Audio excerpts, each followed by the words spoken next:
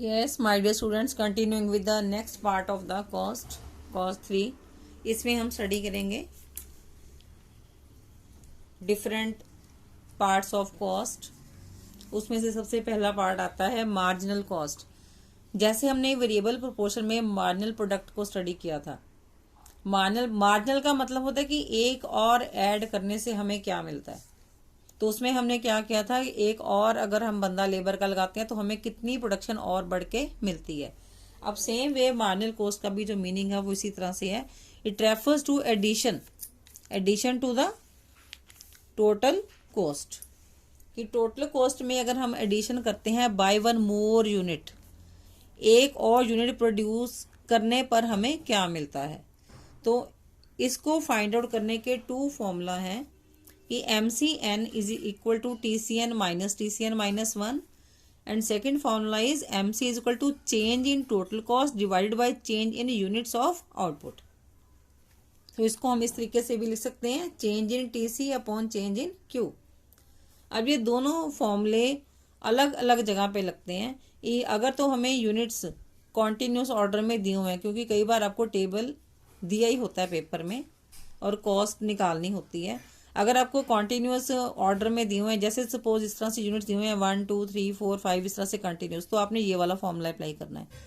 अगर आपको यूनिट्स इस तरीके से दिए हुए हैं, जैसे 1 2 उसके बाद सीधा ही 5 आ गया, टेबल में दिया ऐसे हुआ तो वैसे ही करना पड़ेगा। तो आपने ये वाला फॉर्मूला अप्लाई करना है उसके लिए। तो इसकी मैंने एग्जांपल भी यहाँ पर दे रखी है कि जैसे if TC of producing 2 units is ₹400, TC means total cost. 2 units को प्रोड्यूस करने की टोटल कॉस्ट कितनी है 400 एंड 5 यूनिट्स को प्रोड्यूस करने की टोटल कॉस्ट कितनी है 550। अब यहाँ पर देखो 2 यूनिट्स की दी हुई है, उसके बाद सीधा ही 5 यूनिट्स की दी हुई है। ऑर्डर में नहीं दिया हुआ कि 2 के बाद 3 दिया हुआ है, 2 के बाद सीधा ही 5 दिया हुआ है। तो आपने ये वाला फॉर्मूला अप्लाई करना है, ये वाला कि change in total cost divide by change in units of output. तो कॉस्ट में चेंज कितना हुआ, 5 यूनिट्स को बनाने की कॉस्ट कितनी है 550, 2 यूनिट्स को बनाने की कितनी है 400। दोनों का हमने डिफरेंस ले लिया, 550 माइनस 400 इज इक्वल टू 150। अब यूनिट्स का चेंज कितना है, पहले 2 बना रहा था 5 बना रहा है, यूनिट्स का चेंज कितना हो 5 माइनस 2 3, तो डिवाइड किया तो ये आंसर आ गया हमारे पास ₹50 मार्जिनल कॉस्ट। और नेक्स्ट है कि जब आपको कॉन्टिन्यूशन में दिया होता है तब if TC of producing 2 units is ₹100 and TC of producing 3 units is ₹150, then MCN will be it is equal to 150 minus 100। सीधा ये है कि 3 यूनिट्स को बनाने की कॉस्ट कितनी पड़ रही है उसको 150, 2 यूनिट्स को बनाने की कितनी पड़ रही है 100। तो दोनों का डिफरेंस जो आ गया it is 150 minus 100 it will B 50। तो इस जब सीरियल ऑर्डर में आपको ऑर्डर में यूनिट्स दिए हुए हैं तब तो आप दोनों मेथड्स के साथ निकाल सकते हो। अब आप इसको दूसरे से भी निकाल सकते हो कि चेंज इन जो कॉस्ट है वो कितना हुआ है 150 माइनस 100 और चेंज इन यूनिट्स कितना हुआ 3 माइनस 2 1। इसका आंसर आपका सेम ही आएगा। लेकिन जब आपको यूनिट्स में डिफरेंस दिया हुआ है, जैसे हमने लास्ट एग्जांपल की है 2 और 5, तो इस तरह की एग्जांपल अगर आपको पेपर में दी होती है तो आपने ये वाला फॉर्मूला लगाना है, तब आप ये वाला फॉर्मूले से आपका आंसर नहीं आएगा। तो ये ध्यान में रखनी है बात कि अगर आपको डिफरेंस दिया हुआ है यूनिट्स का, 2 के बाद सीधा ही 5 इस तरह से जंप है, ये तो मैंने सिर्फ एक छोटी सी एग्जाम्पल दी है, तो आपने ये सेकेंड वाला फॉर्मूला है ये वाला अप्लाई करना है। This is for numerical point of view also. अब उसके बाद नेक्स्ट कॉन्सेप्ट हमारा क्या है कि MC जो है it is not affected by the fixed cost, या हम ये कह सकते हैं MC is the variable cost only. अगर दोनों में से कोई भी इस तरह का क्वेश्चन आ जाए तो इसका यही आंसर है कि MC के ऊपर फिक्स्ड कॉस्ट का कोई इफेक्ट नहीं पड़ता, या जो MC है वो वेरिएबल कॉस्ट ही होती है। तो MC का मीनिंग क्या है, MC का मीनिंग हम डिस्कस कर चुके हैं ऑलरेडी। MC क्या है, it is addition to the total cost. की टोटल कॉस्ट में हम कितनी एडिशन करते हैं by adding one more unit of output to the total output.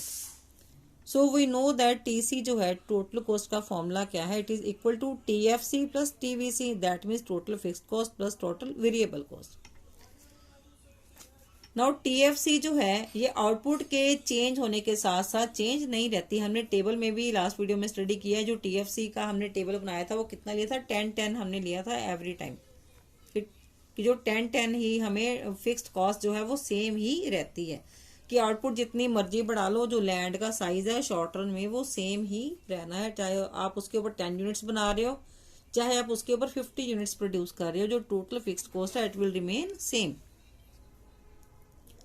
तो इस वजह से टोटल फिक्स्ड कॉस्ट के सेम रहने की वजह से एमसी के ऊपर, मार्जिनल कॉस्ट के ऊपर कोई इफेक्ट नहीं पड़ता। अब मार्जिनल कॉस्ट के ऊपर इफेक्ट किस चीज का पड़ता है, वेरिएबल कॉस्ट का। तो MC is independent of TFC, that means TFC not effect at all MC and is affected by only change in total variable cost, कि टोटल वेरिएबल कॉस्ट में जितनी चेंज आती है उसको हम क्या कहते हैं, मार्जिनल कॉस्ट। तो मार्जिनल कॉस्ट क्या है, मार्जिनल कॉस्ट एक्चुअली क्या है, इट इज द जो टीवीसी है वो क्या, टीवीसी को हम और क्या कह सकते हैं, TVC is equal to the sigma MC. अगर हम मार्जिनल कॉस्ट सारी ऐड कर देंगे तो हमारे पास जो क्या आ जाता है, टोटल वेरिएबल कॉस्ट। अब इसको हम करते हैं, इसी चीज को हम टेबल के थ्रू, तो that I was saying through TVC is equal to summation of MC, क्योंकि फिक्स्ड कॉस्ट तो सेम रहती है इसलिए फिक्स्ड कॉस्ट जो है वो मार्जिनल कॉस्ट में कोई इफेक्ट नहीं डालती, सेम होने की वजह से। नाउ यहाँ पर अगेन मैंने यूनिट्स लिए हैं। टोटल फिक्स्ड कॉस्ट मैंने लास्ट हर टेबल में 10-10 ही लिया, तो इसमें भी 10-10 ही लिया। टोटल वेरिएबल कॉस्ट भी सेम ही उठाई है मैंने, 0, 10, 18, 24, देन 28, देन अगेन 4 ऐड किया 32, फिर 6 ऐड किया 38, देन अगेन 8 ऐड किया 46, उसके बाद अगेन इसमें 16 ऐड किया 62। अब इसके बाद टोटल कॉस्ट, टोटल कॉस्ट का जो फॉर्मूला है वो क्या, आपने इसमें से जो मेन चीज लर्न करने वाली है वो टीवीसी है, इसको आपने याद रखना है। बाकी टेबल आपका ऑटोमेटिकली बन जाएगा, क्योंकि फिक्स्ड कॉस्ट हम सेम ही ले रहे हैं 10-10, ये हर टेबल में ही हमने 10-10 ली हुई है। और जो टीसी है इसका लर्न करने की जरूरत नहीं है, टीसी मीन्स इन दोनों का समेशन, टीएफसी और टीवीसी का समेशन। तो इन दोनों को हमने ऐड कर लिया, 10 + 0 10, 10 + 10 20, 10 + 18 28, 10 + 24 34, 10 + 28 38, देन इसी तरह से 42 48 56 एंड 72। ये हमारे पास आ गई टोटल कॉस्ट। अब इस टेबल में अब यूनिट्स हम देखेंगे कॉन्टिन्यूस ऑर्डर में, तो इसमें हम दोनों फॉर्मूले अप्लाई कर सकते हैं मार्जिनल कॉस्ट को कैलकुलेट करने में। तो मैंने दोनों फॉर्मूले अप्लाई करके बताए हैं इसमें। तो एक जैसे 10 जितना हमारा उसमें चेंज आया इसमें टोटल वेरिएबल कॉस्ट में, डिवाइडेड बाय यूनिट्स, कितना यूनिट्स में चेंज आया, 0 ही है, तो पहला तो नील ही आएगा। देन नेक्स्ट इज, अब नेक्स्ट जो है वो कितना चेंज आया है, तो 20 - 10 इट इज 10, तो 10 डिवाइड बाई यूनिट्स में कितना चेंज आया, 1, 10/1 10। अब हम इसको इस तरीके से भी कर सकते हैं, 28 - 20 इट इज 8, देन 34 - 28 6। ये आपको क्या मिलता जा रहा है, MC marginal cost. 38 - 34 4, 42 - 38 4, then 48 - 42 6, 56 - 48 8, 72 - 56 it is 16। अब मार्जिनल कॉस्ट को निकालने के ये तरीके हैं, आप टीसी को भी माइनस कर करके निकाल सकते हो, इसको भी माइनस कर करके निकाल सकते हो। अगर इसको हम करेंगे तो भी सेम रिजल्ट ही आएगा। जैसे 18 - 10 8, 24 - 18,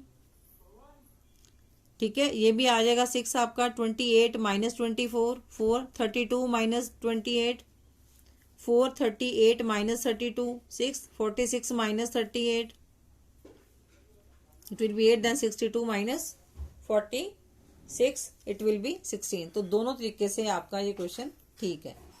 अब हमने मार्जिनल कॉस्ट इधर मार्क करी है, तो मार्जिनल कॉस्ट भी आप सिंपली ऐसे ही मार्क करो कि जैसे फर्स्ट यूनिट पे 0 पे तो वैसे ही नील है, 0 पे तो लेने का कोई है ही नहीं, फायदा ही नहीं है लेने का।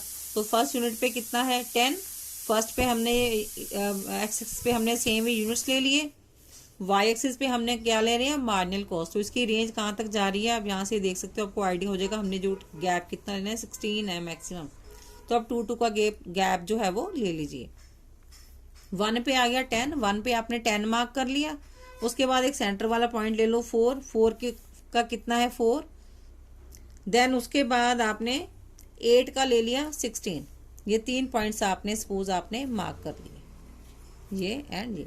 अब इसको आप ज्वाइन कर दो इस तरह से।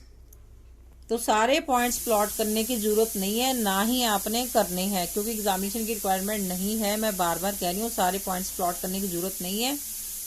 एक फर्स्ट वाला ले लो, एक मिडिल वाला ले लो, एक लास्ट वाला ले लो, बस उसको ज्वाइन कर दो, ठीक है। तो अगेन आपको देख रहे हो कि जो एमसी है again it is U shaped. अब इसकी डायग्राम की ऑब्जर्वेशंस हम लिखेंगे कि यू शेप्ड क्यों है, उसका आंसर भी इसी में आ जाएगा। MC is U shaped. You shaped क्यों है?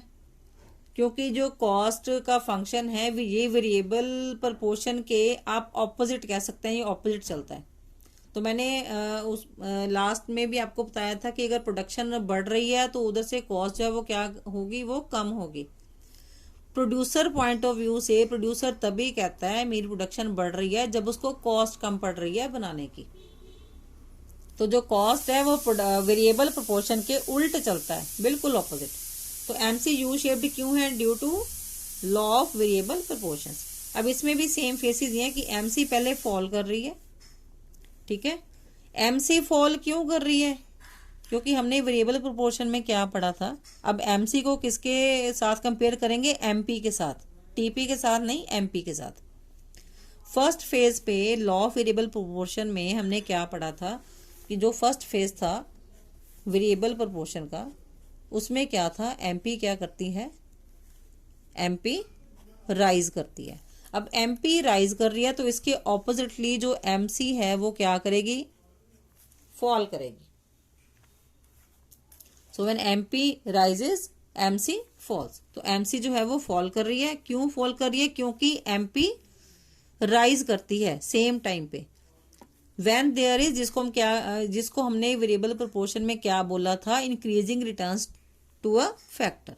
तो इंक्रीजिंग रिटर्न टू फैक्टर में जो टीपी इंक्रीज हुई थी इंक्रीजिंग रेट पे और एमपी जो है वो इंक्रीज करती है।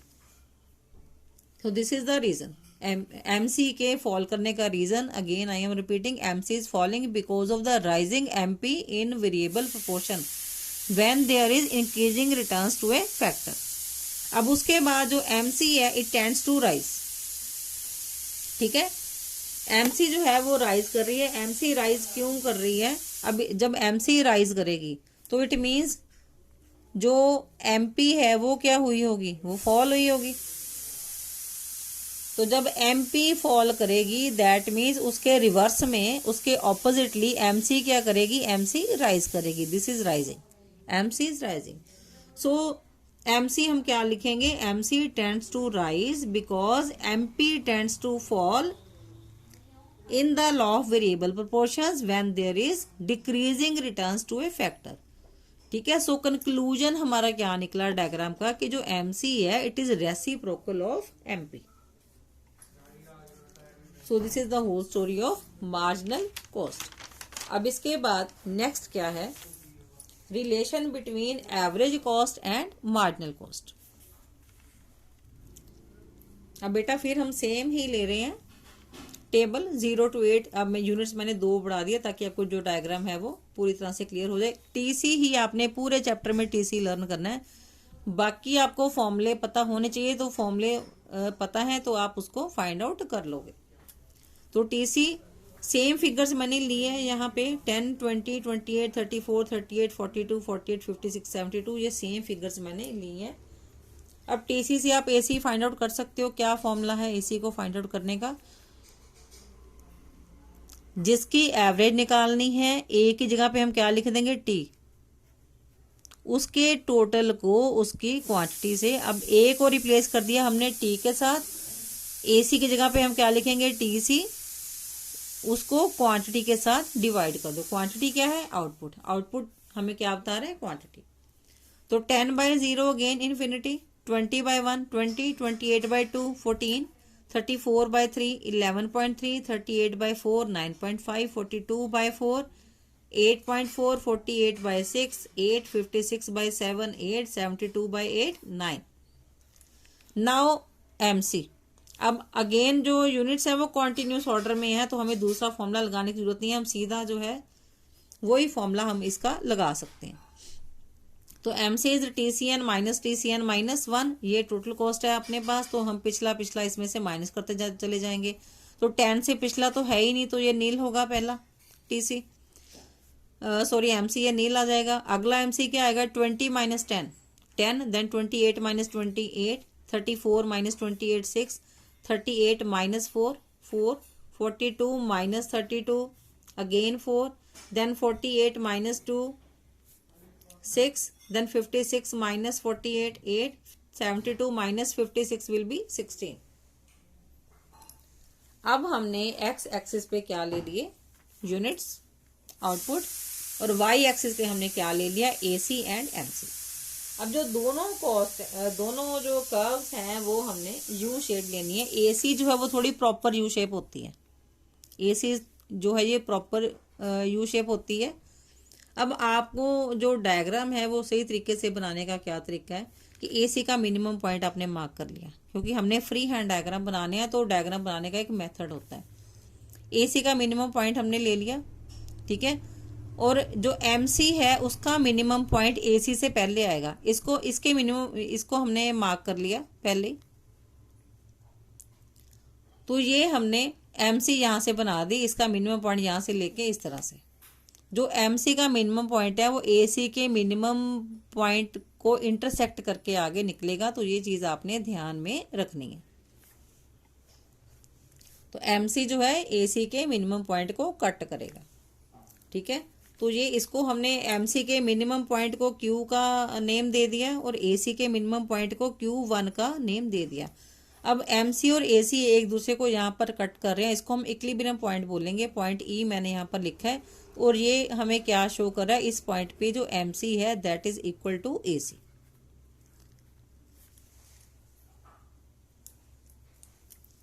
तो इस तरीके से हमने ये डायग्राम ड्रॉ करना है कि AC हमने प्रॉपर यू शेप पहले दे दी, इसका मिनिमम पॉइंट हमने मार्क कर लिया। अब जो MC है वो भी यू शेप ही, आप इसको थोड़ा सा ऊपर भी लेके जा सकते हो इस तरह से कि थोड़ा सा इसको यू शेप भी हम दिखा सकते हैं। तो ये AC के मिनिमम पॉइंट को कट करके निकलेगी, ये चीज आपने यहाँ पर याद रखनी है डायग्राम बनाते वक्त। सो this is the minimum point of MC, इसको मैंने F मार्क कर लिया, इसको E मार्क कर लिया। अब इसकी ऑब्जर्वेशन या relation one and the same thing. अब आप देखेंगे ध्यान से कि जब AC फॉल कर रही है, ठीक है, जब AC फॉल कर रही है तो जो MC है ये AC के नीचे लाई करती है। तो MC is lower than AC when AC is falling. और जब AC राइज कर रही है, when AC is rising MC is above AC। आप देखोगे ध्यान से डायग्राम में MC जो है वो AC के ऊपर लाई करती है, MC लाइज अबव AC, या आप इसको ऐसे कह सकते हो MC is greater then AC। अब जो AC है वो कांस्टेंट कहाँ पर है, at point E MC curve intersects the AC curve at this point MC equal to AC। अब जो MC है वो AC के लेफ्ट साइड पे रहती है, this is the right side and this is the left side. तो जो MC है वो AC के लेफ्ट साइड पे लाई करती है and cuts AC from its lowest point, that lowest point is E. So this is the explanation of the relation between AC and MC. अब next है बेटा आपका, इस तरह से सारे रिलेशन हमने स्टडी करने हैं। तो आई सजेस्ट यू कि वीडियो को अच्छी तरह से समझने के लिए इसको 2-3 बार जरूर वॉच करें, क्योंकि सुनने से लर्न जल्दी हो जाता है। जब आप इसको बार बार सुनोगे तो आपको जल्दी लर्न होगा। 2-3 बार सुनने के बाद फिर आप अपनी प्रैक्टिस करें, फिर उसको लर्न करें अच्छी तरह से। देन उसके बाद बेटा नेक्स्ट है रिलेशन एवीसी और एमसी का। अब जो एवीसी है वो भी हमने यू शेप्ड पढ़ी है, लेकिन जो एसी थोड़ी सी यहाँ से ब्रॉडर होती है एज कंपेयर टू एसी। तो ये हमने एवीसी फ्री हैंड बना ली, ठीक है। और जो एमसी है उसने एवीसी को भी मिनिमम पॉइंट से कट करना है। तो यहाँ पर जो एमसी है ये भी मैंने फ्री हैंड बना दी है। तो इसके लिए आपको कोई टेबल करने की जरूरत नहीं है, टेबल हम बहुत कर चुके हैं। एमसी और एवीसी अगर टेबल से करना हो तो वहां से भी आप कर सकते हो।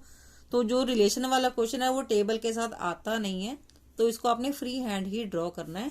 एक्स एक्सिस पे गेन यूनिट्स ले लिए, वाई एक्सिस पे हम क्या शो कर रहे हैं, कॉस, या हम इसको ये भी लिख सकते हैं एमसी एंड एवीसी, दो चीजें हम वाई एक्सिस पे शो कर रहे हैं। तो इसका भी सेम बिल्कुल पॉइंट्स बनेंगे कि व्हेन एवीसी फॉल कर रही है, जैसे हमने उसका एसी और एमसी का किया था रिलेशन, सेम पॉइंट्स यहाँ पे बन रहे हैं। व्हेन एवीसी फॉल्स, ये एवीसी जा रही है आपकी, व्हेन एवीसी फॉल्स, जब एवीसी फॉल कर रही है तो जो एमसी है वो एवीसी के नीचे है, that means MC is lower than AVC. और जब एवीसी राइज कर रही है तब क्या है, तब एमसी एवीसी के ऊपर है। तो आप लिख सकते हो MC when AVC rises MC lies above AVC, या आप ऐसे भी लिख सकते हो MC is greater than AVC. तो when AVC is constant, constant कहां पर है, at point E. When AVC is constant, तो इस पॉइंट पे जो एमसी है that is equal to AVC. और लास्ट पॉइंट क्या है, जो एमसी है वो एवीसी को, that means average variable cost को कट करती है from its lowest point, that is at point E. Now next relation is relation between total cost and marginal cost. अब किसी भी कॉस्ट को हमने वाई एक्सिस या एक्स एक्सिस के साथ टच नहीं करना, ये चीज ध्यान में रखनी है, क्योंकि जो फिक्स्ड कॉस्ट का खर्चा है वो हमेशा ही प्रोड्यूसर को पड़ता है। तो हमने टोटल कॉस्ट हम यहाँ पर हमने फ्री हैंड बनाई है, मैंने टेबल के साथ आपको लास्ट वीडियोस में बना के दिखाई हुई है टोटल कॉस्ट। तो सेम भी इधर आउटपुट लिया, यहाँ पर इधर इस साइड पे टोटल कॉस्ट लिया। तो जो टोटल कॉस्ट है पहले ये उल्टा एस है, आपको याद होगा मैंने कहा था कि TC it is inversely S shaped. तो उल्टा एस हम बनाएंगे इस तरह से, इधर से थोड़ा ऊपर को फिर ऐसे नीचे, ठीक है। तो जो उल्टा एस है वो आपको क्या शो करता है, तो TC increasing at increasing rate. कोई भी डायग्राम में अगर इस तरह से टर्न लेके जाती है, वो ऊपर को टर्न करती है, दैट मीन्स वो इंक्रीज कर रही है एट इंक्रीजिंग रेट। उसका मतलब ही यही है, इसीलिए वो इस तरह से जा रही है ऊपर की ओर से। तो जब वो इस तरह से नीचे यू शेप को होके जाएगी तो that means increases at decreasing rate. अब इसके पैरेलल ही हमने नीचे, क्योंकि रिलेशन दोनों का हम स्टडी कर रहे हैं, तो टीसी और एमसी, तो इसके पैरेलल ही नीचे एमसी का डायग्राम बनाया है। आउटपुट ली है एक्स एक्सिस पे और एमसी लिया है वाई एक्सिस पे। अब एमसी भी यू शेप्ड, थोड़ा सा इसको ब्रॉडर कर देंगे यहाँ से, ये यू शेप्ड। अब ये चीज आपने डायग्राम बनाते वक्त ध्यान में रखनी है कि जो टीसी जहां से टर्न हो रही है, यहाँ पर आपने पॉइंट पहले ही मार्क कर लेना है। तो यहाँ से डॉटेड लाइन एक नीचे ड्रॉ करनी है, यहाँ पर एक पॉइंट बना लेना है। तो उसके बाद आपने एमसी ड्रॉ करनी है और इस मिनिमम पॉइंट को टच करती हुई निकले, ठीक है। एमसी का मिनिमम पॉइंट और टीसी का मिनिमम पॉइंट जो ये है ये सेम आएगा। सो this is minimum point. So explanation में आप क्या लिखेंगे कि up two point Q dash TC increases at increasing rate, और इधर से जो एमसी है ये फॉल कर रही है, एमसी इज फॉलिंग या MC is decreasing. Then beyond point Q dash, Q dash के बाद कि जो टीसी वो इंक्रीज तो कर रही है but at increasing rate, and MC is also increasing. Sorry, यहाँ पर मैंने थोड़ा ऑपोजिटली बोल दिया था। तो यहाँ पर जो TC it increases at decreasing rate है, यहाँ पर TC increases at decreasing rate, और Q beyond point Q dash क्या है, टीसी जो है it increases at increasing rate. जब ढलान से होके जा रहा है इंक्रीजेज एट इंक्रीजिंग रेट है, जब ऊपर से इस तरह से होके जा रहा है तो it is increases at decreasing rate. So at point Q dash TP stops increasing at increasing rate because जो MC है touches at its lowest point। तो क्योंकि जब जो TC है वो इंक्रीज होना बंद कर देती है at decreasing rate, same point पे जो MC है अपने लोएस्ट पॉइंट को टच करती है। तो ये तीनों पॉइंट इसके रिलेशन में भी आएंगे, इसकी ऑब्जर्वेशन में भी, दोनों में चल जाएंगे आपके। ठीक है, तो फर्स्ट पॉइंट हमने इसमें, I am repeating once again. तो फर्स्ट पॉइंट पे क्या है, TC increases at decreasing rate till point Q dash and MC falls. उसके बाद TC beyond point Q dash, TC increases at increasing rate and MC जो है वो rises, and when TC stops increasing at decreasing rate at Q dash at same point MC touches its lowest point. अब next, अब सारी cost curves हमारी complete हो गई। अब नेक्स्ट है रिलेशन। अब इसमें हम स्टडी कर रहे हैं कि MC, AC, ABC and AFC, ये सारी डायग्राम्स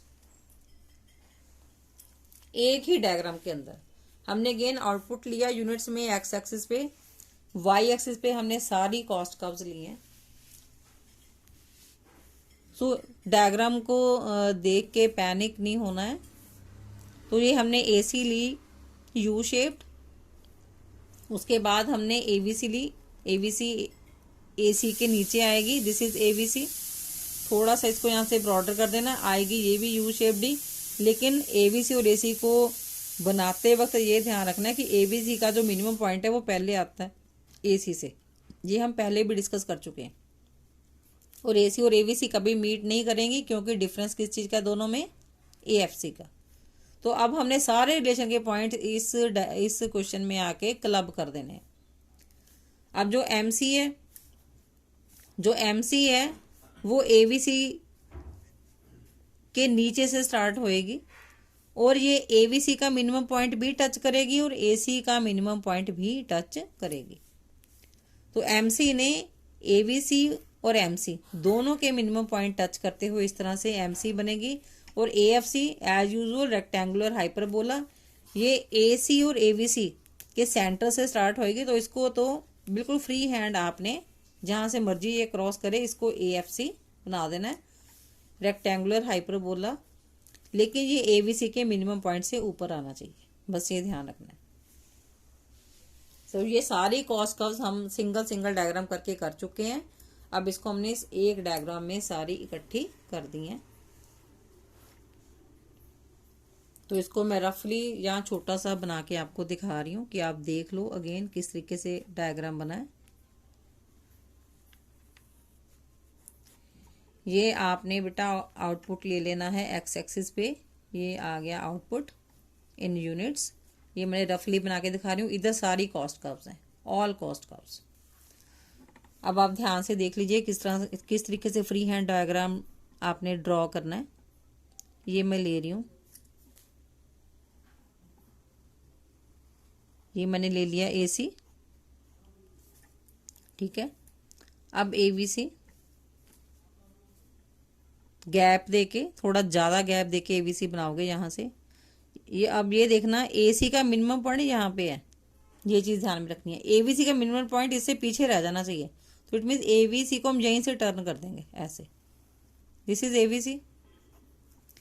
इसका ये आ गया मिनिमम पॉइंट, देखते जाओ ध्यान से। अब इन दोनों के नीचे क्या बनेगी, MC। MC ने इस पॉइंट को भी टच करके जाना है, इस पॉइंट को भी टच करने जाना, तो इसके नीचे से मैं MC स्टार्ट कर रही हूँ। यहाँ से मैंने MC स्टार्ट कर दी, ये यहाँ के मिनिमम पॉइंट से टच करी, यहाँ से मिनिमम पॉइंट के टच से टच करी, ये आ गई आपकी MC। अब हमने करनी है AFC। AFC AC और ABC के सेंटर से हम स्टार्ट करेंगे, रेक्टेंगुलर हाइपरबोला बनाते हुए इस तरीके से ये आ जाएगी, ये AFC, दिस इज AFC। तो इस तरीके से आपने डायग्राम बनानी है। इसकी 4-5 टाइम्स एटलीस्ट आप प्रैक्टिस करोगे तो आपका डायग्राम ये सही बनेगा। और ये बहुत इंपॉर्टेंट क्वेश्चन है कि सारी कॉस्ट कर्व्स को एक ही डायग्राम के अंदर शो करो, फिर उनका रिलेशन लिखो। अब रिलेशन वाले काफी पॉइंट्स आपके सिमिलर ही आएंगे क्योंकि सारे रिलेशन हम स्टडी कर चुके हैं, ठीक है। तो फर्स्ट पॉइंट इसमें AC से स्टार्ट करेंगे हम इसका, कि AC जो है, AC is greater then ABC। AC ABC से बड़ी है, क्यों बड़ी है? क्योंकि AC is the summation of AFC and ABC, ठीक है। देन उसके बाद AC और ABC का जो डिस्टेंस है आपस में, वो किस चीज का है, किस चीज को लेके है? AFC को लेके। So the vertical distance between AC and ABC ये कॉन्टिन्यूसली फॉल करता है with the increase in output. क्यों फॉल करता है? Because of the difference due to average fixed cost, और जो एवरेज फिक्स्ड कॉस्ट है वो कॉन्टिन्यूसली डिक्लाइन करती है with the rise in output. ये हम पहले भी पढ़ चुके हैं। तो जिस वजह से इन AC और ABC का जो गैप है आपस का, वो कॉन्टिन्यूसली डिक्लाइन करता है ड्यू टू डिक्लाइनिंग AFC, ठीक है। AFC means average fixed cost and ABC is the average variable cost. AC is the average cost and MC is the marginal cost. तो मैं एब्रीवेशंस ही यूज कर रही हूँ इसमें। तो AC और ABC ये कभी भी आपस में इंटरसेक्ट नहीं करते। क्यों इंटरसेक्ट नहीं करते? क्योंकि AFC कभी भी जीरो नहीं होता। AFC जीरो क्यों नहीं होता? क्योंकि TFC जीरो नहीं होता, ठीक है। तो ये वाला पॉइंट भी हम पिछले रिलेशन में स्टडी कर चुके हैं। अब नेक्स्ट AC और ABC ये दोनों ही यू शेप्ड हैं। दोनों कर्व्स यू शेप्ड क्यों हैं? Due to the law of variable proportions. लेकिन ये ऑपोजिटली चलती हैं वेरिएबल प्रोपोर्शन के। उधर वेरिएबल प्रोपोर्शन में जब TP बढ़ती है तो इधर भी जो एवरेज कॉस्ट है वो क्या होती है? डिक्लाइन करती है। अब नेक्स्ट पॉइंट क्या है? जो MC है वो ABC को और AC को इसके मिनिमम पॉइंट से कट करता है। तो ये हमने डायग्राम में भी देख लिया कि जो MC at cuts the AC curve and ABC curve at its lowest points. Then उसके बाद लास्ट पॉइंट क्या है कि minimum point of the AC curve, ये है इसका minimum point A। It lies always to the right of minimum point of ABC curve. कहने का क्या मतलब है कि जो AC का जो मिनिमम पॉइंट है ABC से पहले आ जाता है, ठीक है। तो ABC का जो मिनिमम पॉइंट है वो AC से पहले आता है, लेकिन AC का मिनिमम पॉइंट बाद में आता है। ये क्यों बाद में आता है? क्यों? Because of the addition of AFC to the average cost. So this is the explanation of this. सारे जो रिलेशन वाले पॉइंट थे हमने इस क्वेश्चन में आके सारे क्लब कर दिए। So I am suggesting you again कि वीडियो को 2 से 4 बार एटलीस्ट इसको देखना बहुत ज़रूरी है, क्योंकि इस चैप्टर में कुछ टेक्निकल पॉइंट्स हैं। तो इस वजह से वीडियो को आपको बार बार देखना ज़रूरी है। 3-4 बार देखने के बाद ही आप लर्निंग शुरू करेंगे इसकी। So we are completing this chapter of cost today. So whole important questions are clear to you, और इसके फॉर्मूले भी सारे इस चैप्टर में कवर हो चुके हैं। तो फॉर्मूलाज के अकॉर्डिंग आप इसके न्यूमेरिकल्स भी कर सकते हैं। So thanks for your patient listening.